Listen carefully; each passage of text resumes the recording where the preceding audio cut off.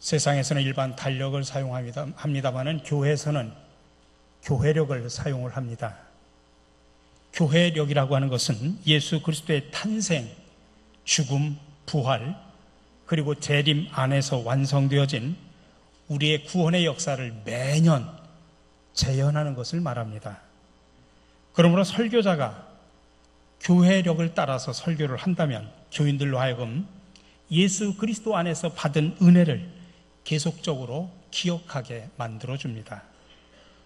특별히 교회력 가운데 부활절 때의 초대교회는 예수 그리스도 안에서 새로운 생명, 영원한 구원을 주신 하나님의 뜻을 기리고 감사하면서 특별히 세례식을 거행을 했습니다. 구약의 유월절이 출애굽해서 홍해를 건넌 뒤에 노예 상태로부터 완전한 자유함을 얻은 사건의 기념이듯이 초대교회는 세례를 그리스도와 함께 죽고 새 생명으로 태어나 하나님 안에서 참 자유함을 얻는 그런 사건으로 보았습니다. 그러므로 부활절은 교회에서 거룩한 세례를 받기 위하여 가장 중요한 절기로 지금까지 지켜왔습니다. 결국 초대교회는 세례와 깊은 관계가 있는 이 부활절을 맞이하기 위해서 자연스럽게 준비하는 기간을 갖게 되었는데 그 기간이 바로 사순절입니다. 즉 그들은 그토록 귀중한 부활절을 맞이하기 위해서 그 전에 십자가의 순환을 명상하고 금식하고 회개하는 가운데 세례를 준비하고 또 새로이 세례받는 교인들과 함께 감격의 부활주의를 맞이했습니다. 이것이 바로 교회력 가운데 사순절의 역사적인 배경입니다. 그리고 오늘이 바로 그 사순절의 첫 번째 주일입니다. 올해는 특별히 지난 주 10일을 우리가 참회 수요일이라고 표현하는데 지난주 수요일부터 시작을 해서 매 주일을 작은 부활주일이라고 말하는데 그 매 주일을 제외한 40일간 계속되는 이 사순절, 사실은 그 주일을 포함하면 한 46일이 됩니다. 그것이 바로 사순절인데 세례와 회개를 통한 참된 돌이킴의 기간으로 우리가 삼습니다. 그러므로 사순절은 무엇보다도 먼저 우리의 옛사람이 죽지 아니하면 우리가 그리스도와 함께 새로운 삶으로 나아갈 수 없다는 사실을 상기시켜 줍니다. 사순절은 특별히 오늘 설교의 제목처럼 죽어야 사는 진리를 우리에게 가르쳐주고 있습니다. 우리는 우리를 위하여 십자가에서 죽으신 예수 그리스도와 함께 먼저 죽어야 합니다. 그리스도와 함께 살기 위하여 우리는 먼저 그와 함께 죽어야 합니다. 이런 의미에서 사순절은 우리가 죽음 안에서 살 수 있다, 죽어야 산다고 하는 그런 역설적인 진리를 가르쳐주고 있습니다. 그리스도와 함께 세례받은 사람들은 그리스도와 함께 그의 죽음에 동참하는 것입니다. 십자가의 길, 부활의 길은 그래서 우리의 옛사람의 죽음을 통해서 나아가는 길입니다. 그리고 죽음 안에서 우리는 다시 살게 됩니다. 그러므로 우리는 죽어야 삽니다. 그래서 오늘 본문에서 바울은 6절에서 만일 우리가 그의 죽으심을 본받아 연합한 자가 되었으면 또한 그의 부활을 본받아 연합한 자가 되리라고 선언을 하고 있습니다. 이런 의미에서 사순절은 믿음 안에서의 새로운 시작을 위한 특별한 시간이요, 주님께 돌아갈 수 있는 시간이고 우리의 과거의 모든 실패와 죄악들을 뒤로하고 하나님의 은혜 속에서 새롭게 만들어져가는 그런 시간임을 기억하시기 바랍니다. 근데 우리 한국교회에서는 지금까지 사순절의 근본적인 의미와 관련을 해서 그동안 너무 한편으로 치우친 그런 메시지만 선포가 되었습니다. 그것은 바로 사순절이 주님의 십자가의 고난과 죽음의 의미만을 너무나 강조한 나머지 개인적인 신앙 점검과 개인적인 회개는 강조했지만 본래 사순절이 나타나게 된 근본적인 원인인 세례를 통한 거듭남의 의미와 세례를 통한 그리스도와 하나됨의 의미가 강조되지를 않았습니다. 그래서 요즘에는 많은 교회들이 이 사순절 기간 동안 세례의 의미를 재강조하는 가운데 그리스도인들의 자기 정체성을 계속해서 확인하는 작업을 하고 있습니다. 그러니 사순절은 어떤 사람들에게는 여전히 세례를 위한 준비의 기간이고, 또 어떤 사람들에게는 다른 사람들과의 화해를 위한 기간이고, 또 어떤 사람들에게 있어서는 내가 누구인가 하는 것을 끊임없이 재확인하는 기간입니다. 다시 말해서 저와 여러분들, 이미 세례를 받은 사람들은 이 기간 동안 자신의 세례를 재확인하는 가운데 그리스도와 함께 죽고 그리스도와 함께 다시 살 자기의 정체성을 다시 한번 분명하게 확인하는 기간입니다. 그러므로 사순절은 예수 그리스도의 십자가를 묵상하며 그의 죽음의 의미를 우리가 되새길 뿐만 아니라 그의 십자가로 말미암아 구원받은 저와 여러분들이 이제 어떤 삶을 살아야 할지를 분명히 확인하는 그런 기간임을 우리가 알아야 됩니다. 특별히 오늘 말씀을 통해서 하나님께서 주시는 하나님의 귀한 세미한 음성을 듣고 함께 은혜를 나누는 시간이 되시기를 간절히 바랍니다. 첫 번째로 우리는 그리스도와 연합한 존재임을 알아야 됩니다. 오늘 5절의 말씀입니다. 만일 우리가 그의 죽으심과 같은 모양으로 연합한 자가 되었으면 또한 그의 부활과 같은 모양으로 연합한 자도 되리라. 우리 믿는 사람들은 그리스도의 죽으심과 그리스도의 부활에 연합한 사람들이라고 표현하고 있습니다. 그래서 본문에서는 합하여, 연합한, 함께 이런 말들이 계속해서 반복해서 나옵니다. 다시 말하면 성도는 그리스도와 연합한 존재임을 강조하기 위해서입니다. 우리는 이전에는 마귀에 속하여 죄의 종노릇 했습니다. 그러나 예수 그리스도를 믿음으로 하나님의 자녀가 되었고 이제는 그리스도와 연합한 자가 되었습니다.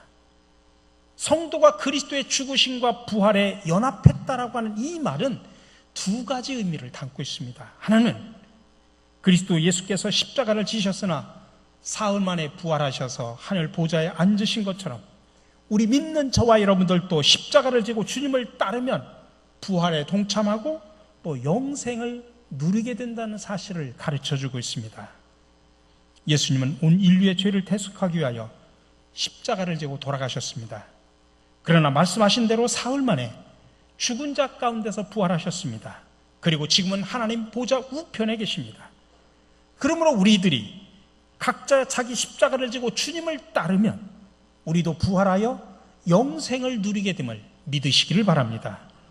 두 번째로 그리스도의 죽으심과 부활에 연합했다고 하는 것은 이제 우리의 옛사람은 죽고 이제는 새 생명 가운데 산다고 하는 것을 의미합니다. 그리고 그것의 징표로서 우리는 세례를 받는 겁니다. 오늘 3절의 말씀입니다. 무릇 그리스도 예수와 합하여 세례를 받은 우리는 그의 죽으심과 합하여 세례를 받은 줄을 알지 못하느냐.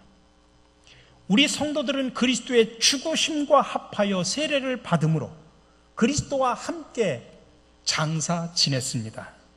그리고 이제 사는 것은 그리스도의 새 생명 가운데 사는 것입니다. 이게 바로 우리 그리스도인들의 참된 모습이라고 하는 것입니다. 우리가 세례를 부활절 또 성탄절에 세례를 베풉니다만 세례는 요즘에 우리가 이렇게 머리 위에다가 물을 얹고 세례를 주죠. 옛날에 요단강가에서 그냥 물속에 빠쳐서 우리가 세례를 줍니다. 그래서 우리 세례 교육자들이 부교육자들로부터 세례 교육을 받고 제가 마지막 문답을 할 때 교육받은 내용을 묻지 않고 제가 세례의 의미를 설명을 하고 신앙 고백으로 그분들의 고백을 직접 듣습니다. 세례는 쉽게 말하면 물속에다가 머릿속까지 빠뜨리는 겁니다. 계속 빠뜨리면 어떻게 됩니까? 죽지 않습니까? 세례는 다른 게 아닙니다. 우리의 옛사람을 죽이는 겁니다. 그리고 이제 다시 사는 겁니다. 그래서 그것을 기념하면서 우리가 상징적으로 머리에다가 물을 얹고 세례를 베풀지 않습니까? 선교신학자인 랄프 윈트라고 하는 분은 그래서 세례의 중요성을 강조하면서 이런 이야기를 했습니다. 요즘 우리가 세례를 줄 때 이렇게 물로 베푸는 것보다는 차라리 관을 갖다 놓고서 세례를 베푸는 게 좋겠다. 물은 조금씩 찍어 바르니까 죽는 것이 실감이 나지 않는다 이 말씀입니다. 그래서 사람을 차라리 관 속에다 집어넣고 뚜껑을 닫은 다음에 예수의 이름으로 세례를 주노라 하면 죽는다고 하는 의미가 더 실감나지 않겠느냐 그 이야기죠. 세례가 바로 이런 것이다라는 이야기입니다. 우리 사랑하는 성도 여러분, 우리는 먼저 그리스도의 죽으심과 부활에 연합한 사람들임을 기억하시기 바랍니다. 두 번째로 우리는 죄에 대하여 죽은 자입니다. 성도는 그리스도와 연합하여 새로운 삶을 시작한 사람들입니다. 그러므로 우리의 옛사람들은 죽었습니다. 근데 바울은 이것을 어떻게 본문에서 표현하냐면 죄에 대하여 죽었다라고 표현합니다. 1절, 2절입니다. 그런지 우리가 무슨 말을 하리요? 은혜를 더하게 하려고 죄에 거하겠느냐? 그럴 수 없느니라. 죄에 대하여 죽은 우리가 어찌 그 가운데 더 살리요? 여러분, 우리는 이미 죄에 대하여 죽었다는 사실을 믿으시기 바랍니다. 옛사람은 그리스도와 연합하여 십자가 위에서 이미 죽었습니다. 라틴어로 성경을 번역을 했던 히에로니무스라고 하는 학자가 있습니다. 이분은 성경을 번역할 때 죽기를 각오하고, 저 그림에 나오는 것처럼 해골을 옆에다 두고서 죽기를 각오하는 심정으로 그렇게 번역을 했다고 합니다. 근데 이분의 영어식의 이름이 뭐냐면 제롬입니다. 그래서 히에로니무스라는 이름보다는 제롬이라고 하는 이름이 더 많이 알려져 있습니다. 근데 제롬이 기도하는 가운데 예수님을 만났습니다. 너무 기뻐서, 예수님, 제가 정성을 다해서 주님께 선물을 드리고 싶습니다. 내가 무엇을 드려야 주님께서 기뻐하시겠습니까? 그러자 예수님이 대답하십니다. 제롬아, 하늘과 땅, 그리고 네가 여기에 있는 모든 것, 이것이 다 내 것인데 그대가 나에게 무엇을 줄 수 있겠는가? 그래도 제가 주님을 위해서 뭔가를 드리고 싶습니다. 제롬은 예수님께 막 졸라댔습니다. 그러자 예수님께서 이렇게 말씀하셨습니다. 만약 그대가 진정 나를 기쁘게 하고 싶다면 그대의 모든 죄를 나에게 다오. 이것을 위하여 내가 십자가에 매달렸으니 이보다 내 마음을 더 기쁘게 해줄 선물은 없다라고 대답했다고 합니다.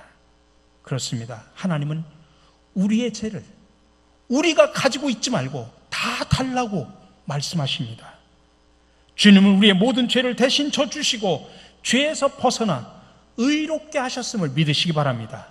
예수님의 십자가로 말미암아 이룬 죄사함입니다. 그래서 바울은 갈라디아서 이렇게 고백합니다. 내가 그리스도와 함께 십자가에 못 박혔나니 그런즉 이제는 내가 사는 것이 아니요 오직 내 안에 그리스도께서 사시는 것이라. 근데 우리가 이 말씀 속에서 한 가지 깊이 묵상해야 될 것이 있습니다. 대부분의 많은 성도들은 십자가를 바라보면서 예수님이 우리의 죄를 대신해 죽은 것에 깊이 묵상을 합니다. 근데 나의 죄를 대신해서 죽은 것만 생각합니다.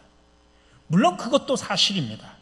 그러나 예수님이 나의 죄를 대신해서 죽으셨다는 것만 생각한다고 하면 그것은 반쪽짜리 신앙입니다. 여러분, 우리는 온전한 신앙을 갖기 위해서는 십자가에서 예수님이 우리의 죄를 대신해 죽었다는 것도 묵상해야 되지만은 그 십자가에서 나의 죽음도 바라볼 수 있어야 됩니다. 십자가에 달린 나의 모습도 바라볼 수 있어야 온전한 신앙입니다. 구약 성경에 보면 제사를 지낼 때 소나 양이나 염소나 이런 동물들을 갖다가 제물을 가지고 와서 제물로 드리면서 제사를 지내죠.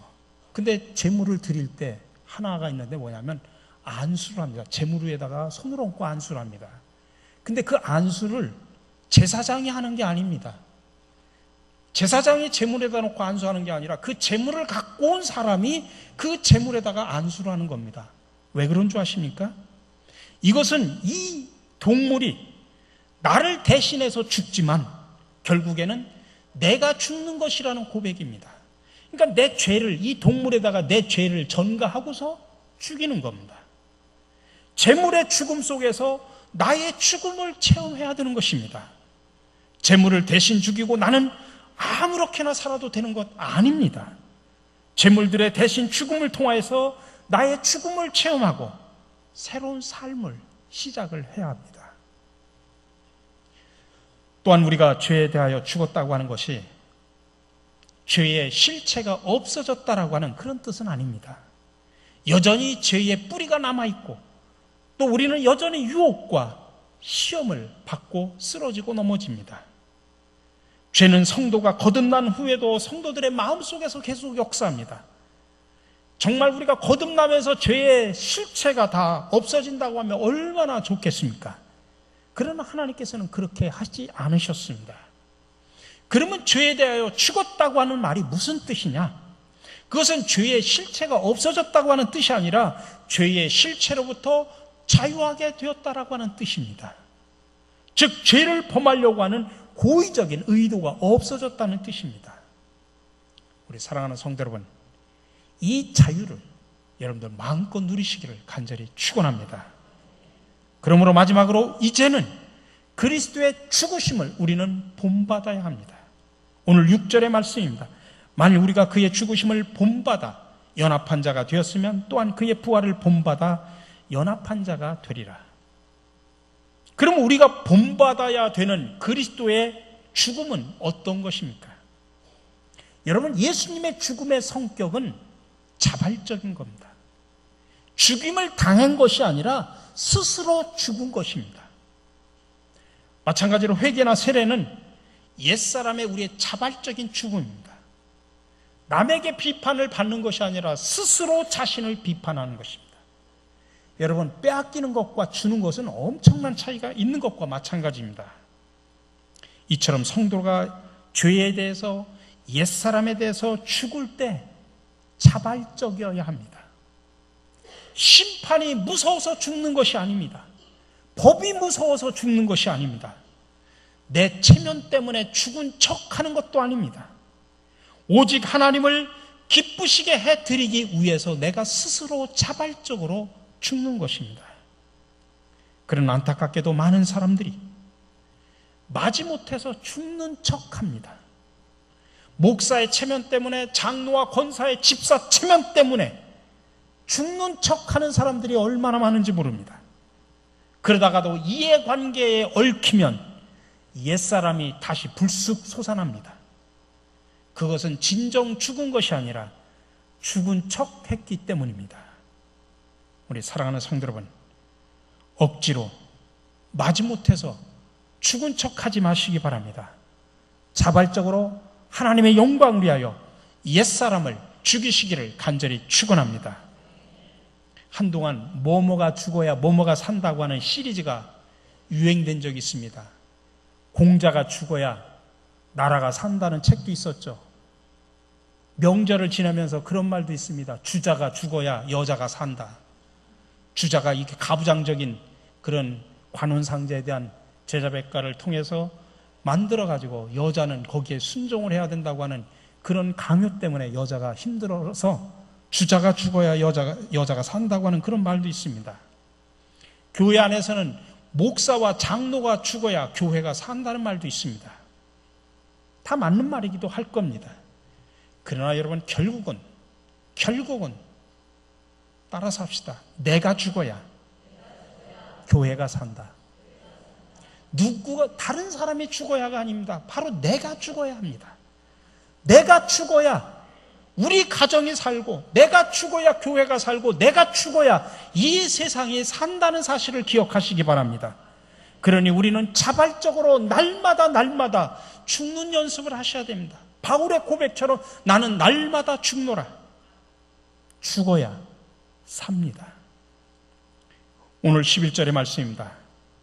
이와 같이 너희도 너희 자신을 죄에 대하여는 죽은 자요 그리스도 예수 안에서 하나님께 대하여는 살아있는 자로 여길지어다. 성도는 죄에 대하여 죽은 자로서 죄의 종로로 타지 말고 하나님을 위하여 살아야 됩니다. 이제는 하나님이 주시는 새 생명 가운데서 하나님의 영광을 위해서 살아야 됩니다. 그래서 저는 마지막으로 오늘 읽지 않았던 13절의 말씀을 제가 읽어드리면서 말씀을 마치려고 합니다. 현대인의 성경으로 번역된 말씀입니다. 여러분은 몸의 어느 한 부분이라도 죄의 도구가 되게 해서는 안 됩니다. 오히려 죽은 사람 가운데서 다시 살아난 사람처럼 여러분 자신을 하나님께 바치고 여러분의 몸을 정의의 도구로 하나님께 드리십시오. 함께 기도하겠습니다. 구원의 주님, 이제 사순절 첫째 주일을 맞이했습니다. 이 사순절 기간 동안 주님의 십자가를 깊이 묵상하게 하여 주시옵소서. 그리고 세례의 의미를 바로 알아 그리스도의 죽음과 부활에 연합된 자로 살게 하여 주시옵소서. 죄에서 그리고 우리의 옛사람이 날마다 죽게 하여 주시옵소서. 그리고 다시 살아 하나님의 영광을 위해 쓰임받는 저희들이 되게 하여 주시옵소서.